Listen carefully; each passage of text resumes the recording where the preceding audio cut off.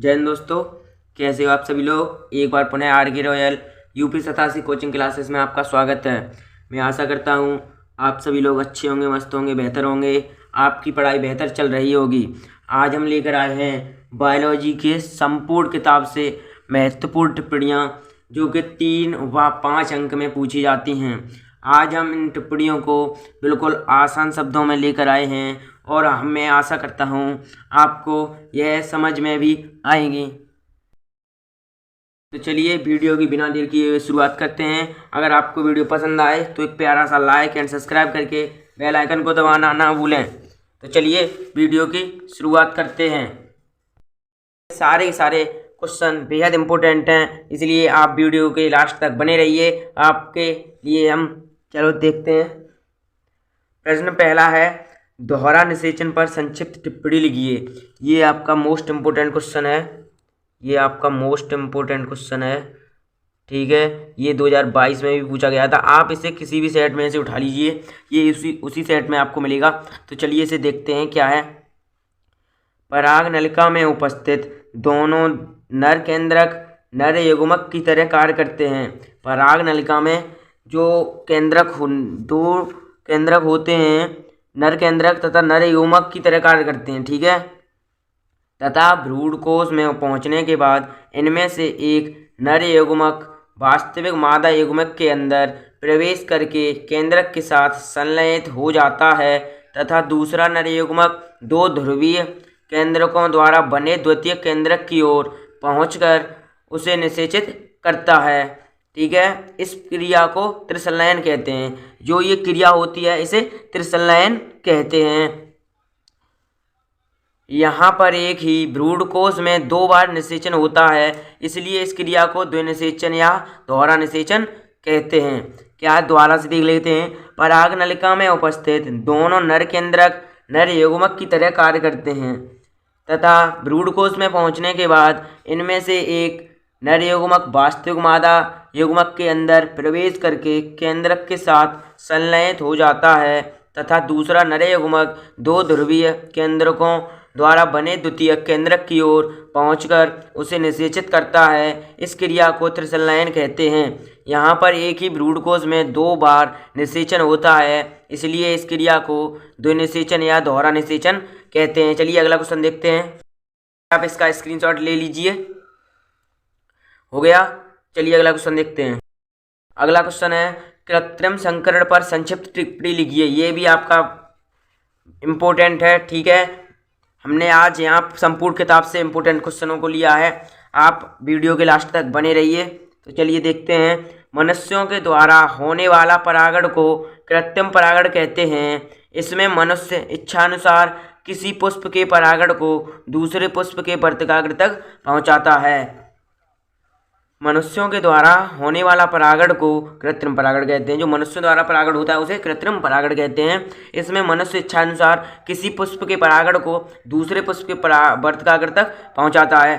जैसे ये फूल की संरचना है, ये हमारी फूल की संरचना हो गई।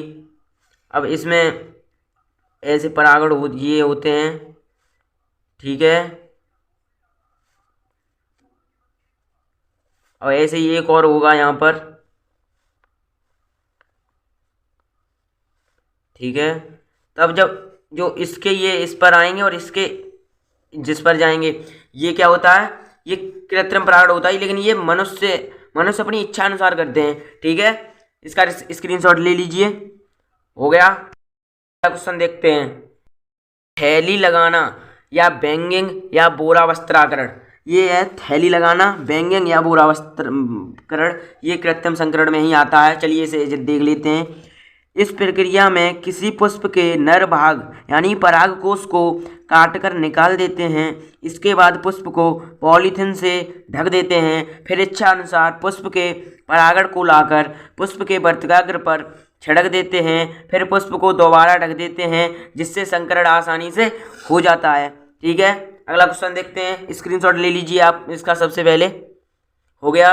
अगला क्वेश्चन देखते हैं। अगला क्वेश्चन है, अपरा पर संक्षिप्त टिप्पणी लिखिए। ये आपका VVIMP क्वेश्चन है। ये आपका VVIMP क्वेश्चन है। ये हर साल पूछा जाता ही जाता है, आप इसे अवश्य तैयार कर लें। ये क्वेश्चन अपरा पर संक्षिप्त टिप्पणी लिखिए, या ऐसे भी पूछ सकता है प्लेसेंटा पर संक्षिप्त टिप्पणी लिखिए। तो चलिए देखते हैं।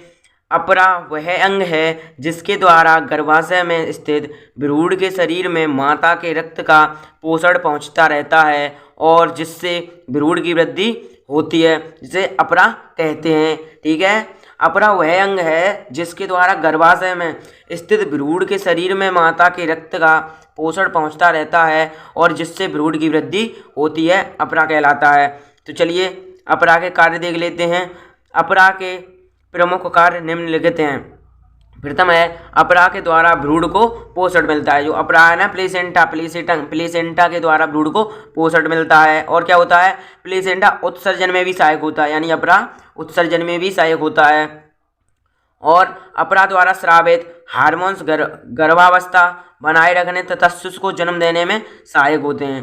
प्लेसेंटा द्वारा स्रावित हार्मोन्स गर्भावस्था बनाए रखने तथा शिशु को जन्म देने में सहायक होते हैं। ठीक है, हो गया। चलिए आप इसका स्क्रीनशॉट ले लीजिए। हो गया। तो चलिए अगला क्वेश्चन देखते हैं। अगला क्वेश्चन है उल्बवेदन यानी कि एमनियोसेंटेसिस, ठीक है, पर संक्षिप्त टिप्पणी लिखिए। उल्बवेदन पर संक्षिप्त टिप्पणी लिखिए।